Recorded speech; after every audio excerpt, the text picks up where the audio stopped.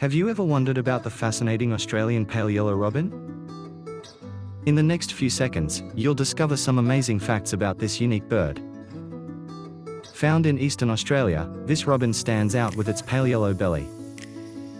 It primarily inhabits rainforests and wet eucalypt forests. Surprisingly, these birds often build their nests in tree forks.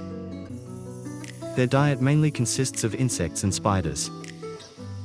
Did you know they can catch prey mid-flight? In some regions, they are known to follow larger animals to find food. They play a crucial role in the ecosystem by controlling insect populations. Despite their vibrant appearance, they can be surprisingly hard to spot in dense foliage. If you enjoyed learning about the Australian pale yellow robin, hit the like button. Subscribe for more.